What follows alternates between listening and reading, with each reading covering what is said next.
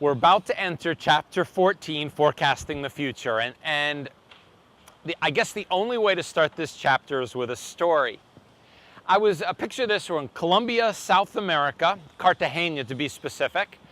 1,000 people in an audience, in large-scale auditorium, speakers on stage, and speaker after speaker gets up and says, you have to think about the future, consider the future, look into the future.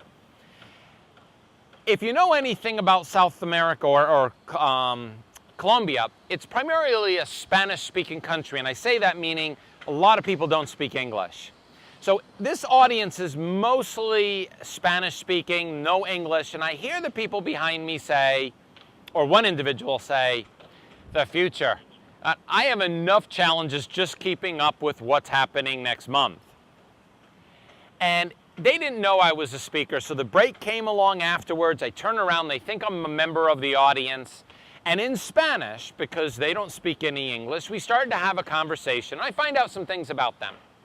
First of all, there were three individuals. They managed big box stores. If you were in the States, it would be like a Home Depot. They have about 200 employees in each one of these stores. So each one manages these groups. I also found out while I was sitting that one of them had a child recently. I'm sorry, I was eavesdropping on the people behind me, but they were speaking fairly loud. So I knew that I had to get up on stage, and I felt if all of these people were having challenges with what was being said, then I might need to get a different perspective. So I said to the individual, I hear one of you has had a child, and he says, yeah, I have a little boy. And I said to him, you know, it's kind of interesting, when you first conceived of your baby, when you first had the baby, did you think about it being a boy or a girl? He said, oh no, we were definitely wondering what it would be, and then we found out it was going to be a boy. And I think he had a 5-year-old, I'd have to look at my notes from the book, but a 7, a 5, and a 1-year-old. They were 7, 3, and 1. And I said, well, did you know when you had the baby, were you thinking about the room and what was going to happen and how you're going to decorate it? Yes. Do you think about elementary school and where they were going to go to school? And he said, of course we did. We actually moved so that we could be in a better school area. I said, did you ever think about what they would be like as teenagers? And maybe in a little smoother way than I'm doing it right now. And he said, yes, I've heard girls are very challenging. Boys are different in that way. You ever think of them going to university? And maybe even, you know, finding a girlfriend, getting married? And he said, oh, of course, we all do. We had this nice discussion. It was flowing nicely. And it even came to the point, I said, do you even look forward to this kid one day having grandchildren, abuelos, and you being abuelos? And he said, yes, we have. And then I hit him. I said, so you can manage to think 50 years in the future. But as I heard earlier, you can't think a month in advance for your business. And he stopped.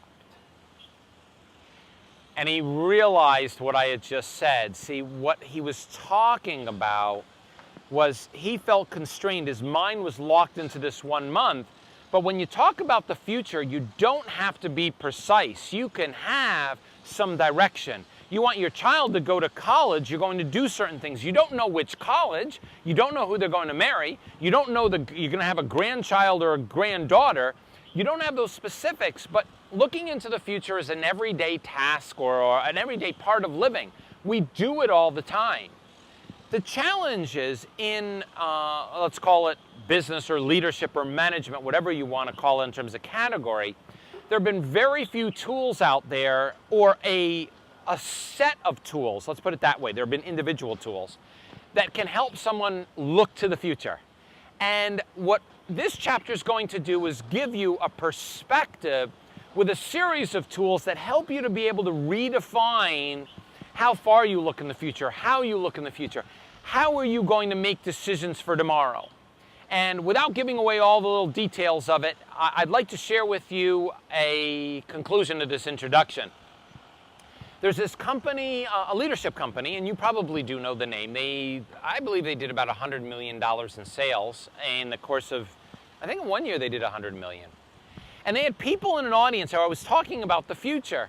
And when I was done, they walked up to me and said, for 20 years we've told people you can't predict the future. or forecast the future. And they said, in 20 minutes, you proved us wrong. And so you're going to walk away with a set of tools where people come back to me constantly and say, I never looked at it that way. So I'm excited to open up for you for forecasting, and I think as an activity within Paid to Think, you're going to find it a real eye-opener. So let's get started.